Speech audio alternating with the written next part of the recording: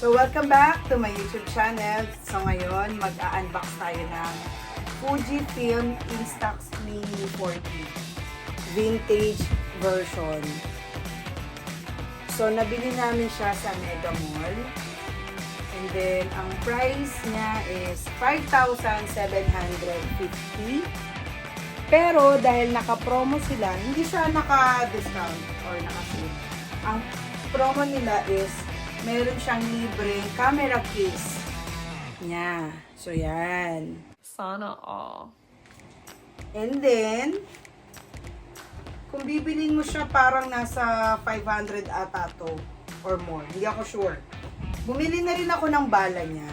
Yung Instax Mini na 20 pieces. Kasi, mas mura siya compare sa 10 pieces lang.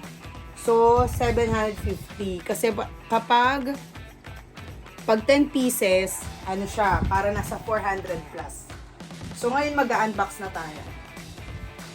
Ano nga. So, meron siyang parang handle.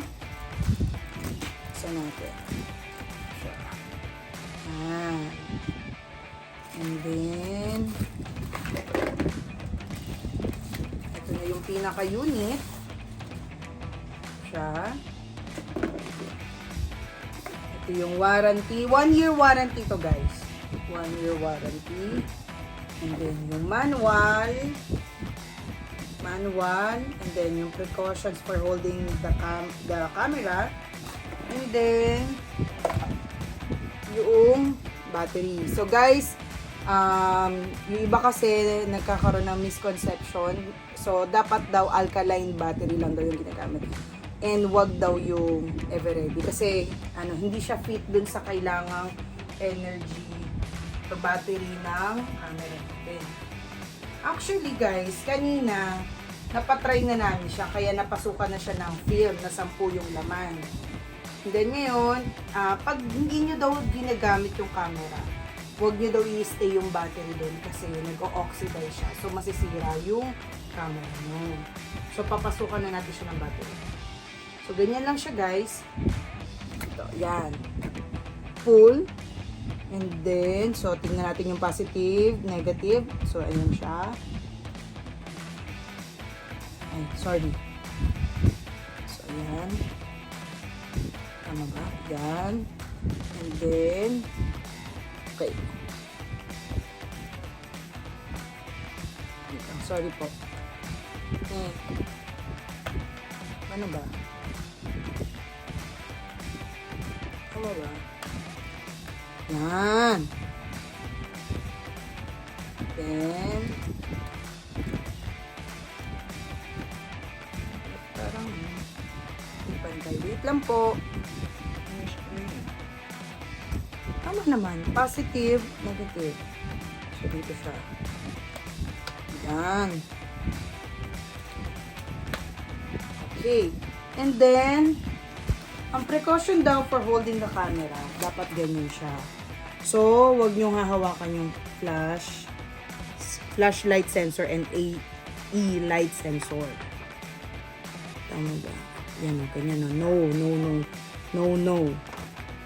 So, yan. Try na natin. So, pag inopen mo siya, ganyan lang daw. Push. Yan. So, na-try na namin siya kanina.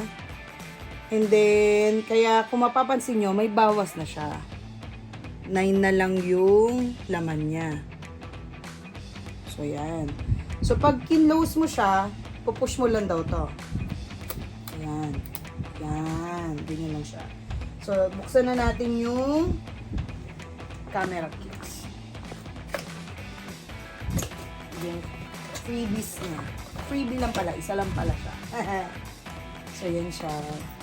So, guys, isang color lang pala tong si Instax Mini 40. So, isang color lang daw siya. Wait lang, guys. So, kumuha tayo ng gunting, guys, kasi baka masira ko siya. Igupitin na natin siya para mas mabilis kumit. So, yan. Okay. So, yun siya. Ngayon, papasok na natin siya.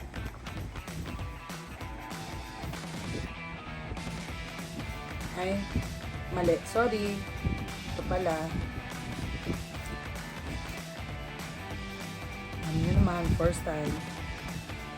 So, ang flash, ang ano niya, dito siya isa-shot. So, pwede daw siya, sabi, dito pa ganyan. Pwede kayong kumuha pa ganyan. Kung gusto nyo hindi na tinatanggal. Tapos, close lang siya.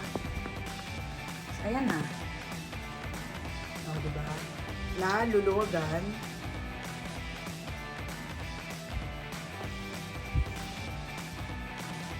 Yan. Ganda, diba?